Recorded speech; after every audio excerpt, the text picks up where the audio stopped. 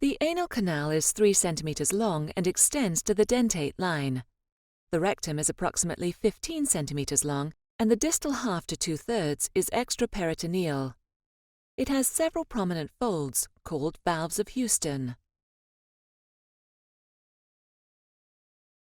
The rectosigmoid junction may have an acute angle in some cases. The sigmoid colon can be stretched up to 80 centimeters, but can crumple down to 30 centimeters when the scope is straightened. Conforming to the pelvis, it passes anteriorly before moving posteriorly to the left paravertebral gutter, often producing a clockwise spiral loop.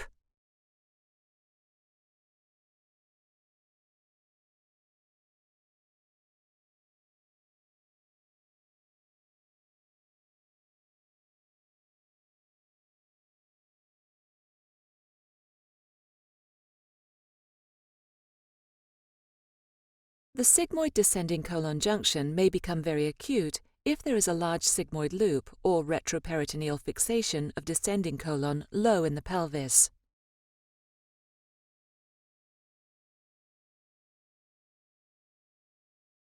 The descending colon is retroperitoneally bound and an air fluid level is often seen.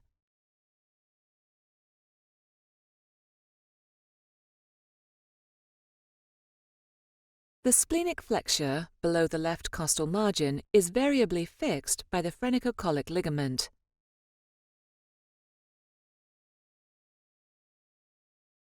The transverse colon has a typical triangular configuration and is enveloped by the transverse mesocolon peritoneum.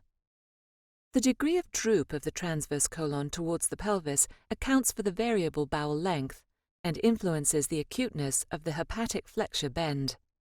In older patients, there is often a mid-transverse angle.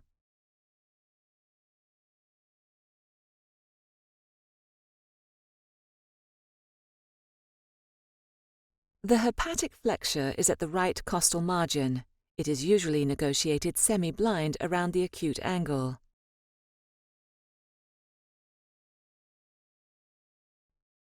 Most of the ascending colon is retroperitoneally fixed and runs anteriorly from the hepatic flexure to the cecum.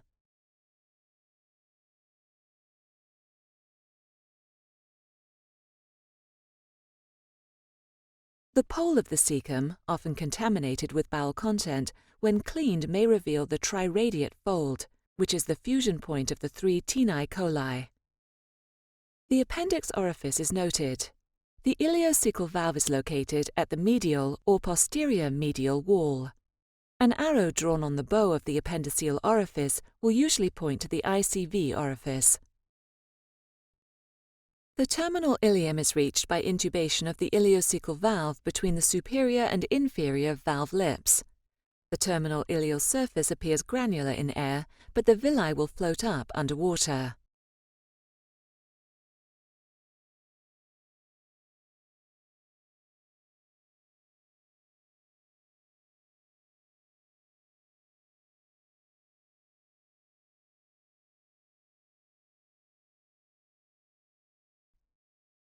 Blind areas may exist in the cecal pole between the ileocecal valve and appendix.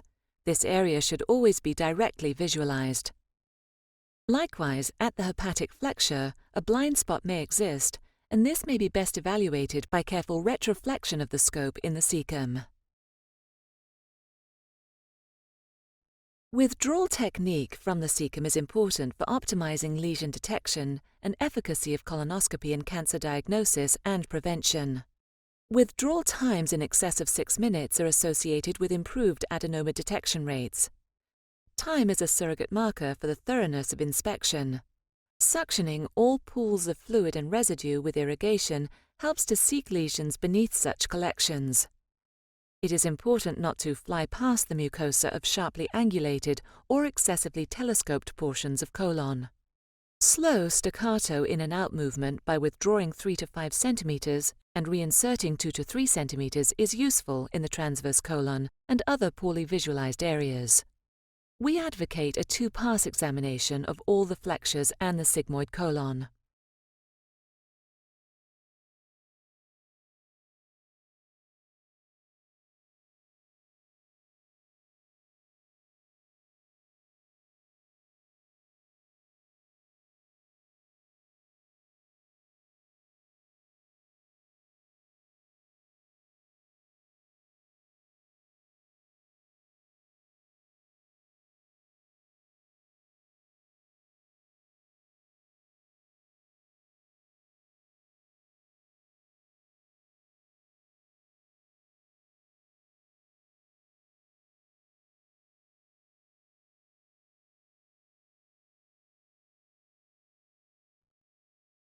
Retroflexion of the scope in the rectum is undertaken to thoroughly inspect the anal rectal junction.